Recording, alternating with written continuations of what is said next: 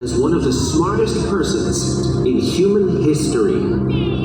His influence reaches time and space, and we can easily see many of his ideas and inventions in use today.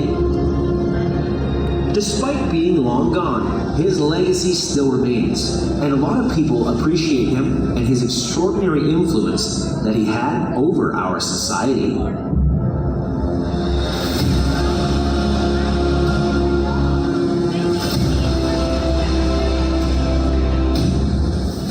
The date of birth for Leonardo da Vinci was 15th of April, 1452. He was born in the city of Vinci. An important thing to note is that he was the son of a lawyer, but he was not the legitimate son, something that did haunt him during his entire life. Other sources say that he was born in Anciano, which was a county hamlet. What we know for sure is that both of his parents married separately a year after he was born. Aside from that, we don't know a lot of information about Leonardo da Vinci's childhood, aside from the fact that until 1457, he was still living in the household of his grandfather, most likely caring for his mother. Even if his family history was not distinguished or anything like that, Leonardo got an informal, basic education in math, reading, and writing. That's mostly because his artistic talents were recognized early on during his life. During the mid-1460s, he moved to Florence, which was a major place for Christian culture at that time. He became a studio boy for Andrea del Verrocchio, who was a very reputable sculptor and painter at that time. This was around the time when Donatello died. Leonardo da Vinci became an apprentice when he was 17 and stayed as an apprentice for more than 7 years. He did work for a lot of painters like Lorenzo di Credi, Botticelli, Ghirlandaio, and others. This was great for Leonardo because he had a lot of exposure to technical skills and theoretical training. Plus, since most of the Verrocchio's work was done by his assistants, Leonardo da Vinci did contribute to the baptism of Christ. He actually painted a young angel that was holding the robe of Jesus. He also did some local work too, work that eventually ended up at the Duke of Milan. Del Verrocchio was seemingly very impressed with the talent of Leonardo, that he said he would not pick up a paintbrush again and have him do the work.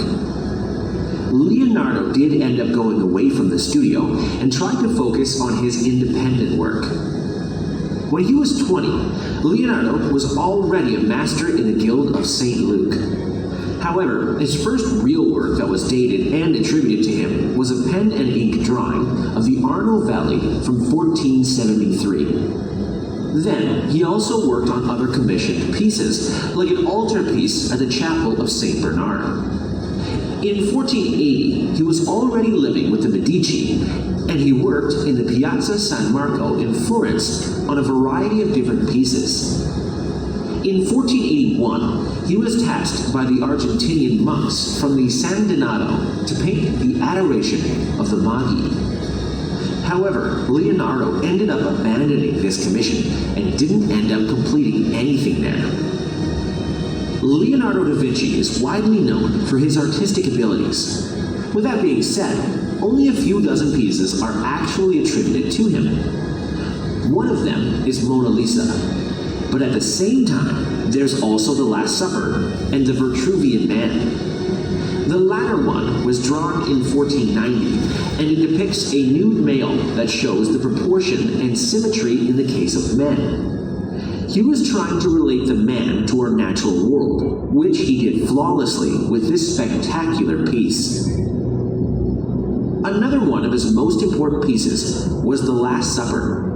This was commissioned by the Duke of Milan in 1495. The masterpiece was an extraordinary, rather challenging project, but one that took 3 years to complete. It showcases the drama from that moment, when some of the apostles were going to betray him. Everything from the body language to facial expressions are extremely well done, and it's just a sign of an amazing painting is by far the most popular one that he made.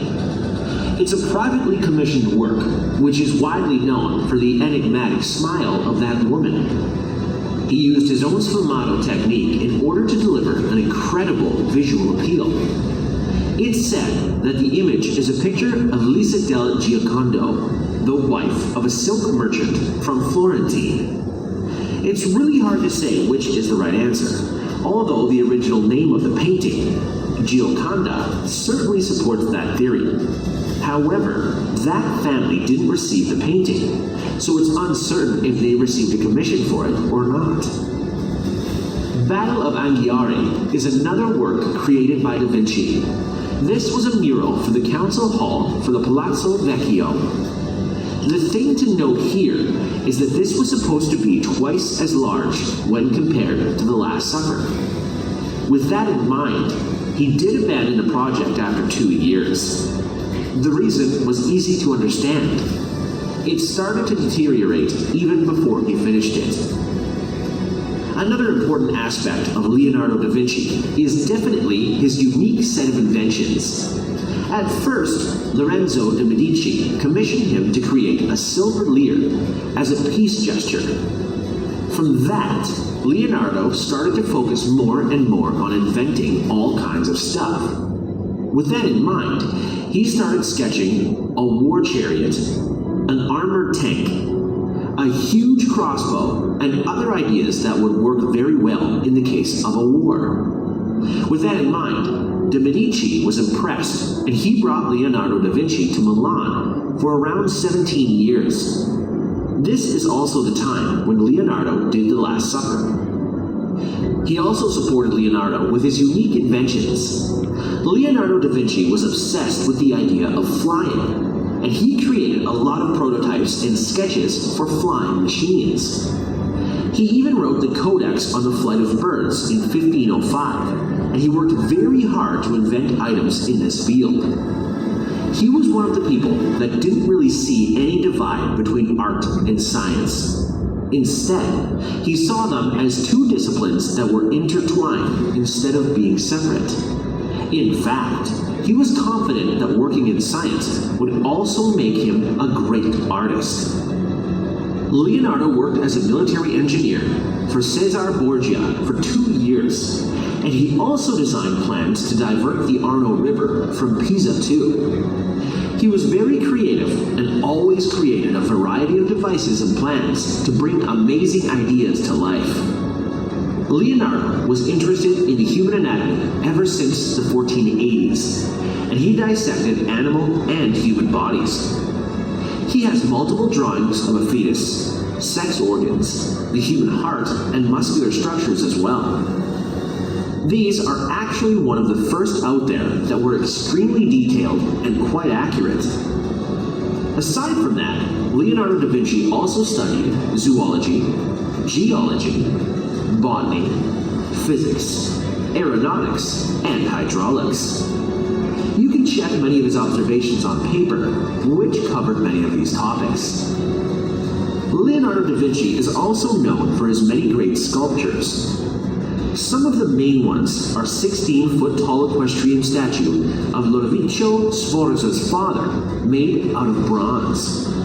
This project took around a dozen years to complete, mostly due to Leonardo's many commitments at that time. On top of that, he also created a grand equestrian statue for Gian Giacomo Trabuzio as well, but this one was never finished. Leonardo da Vinci eventually came to Milan in 1506 with the idea of working for the French rulers that took the city and forced him to go away. He worked for many different art commissions in the city, but eventually he moved to Rome in 1513 with Melzi, Salai, and 2 other assistants.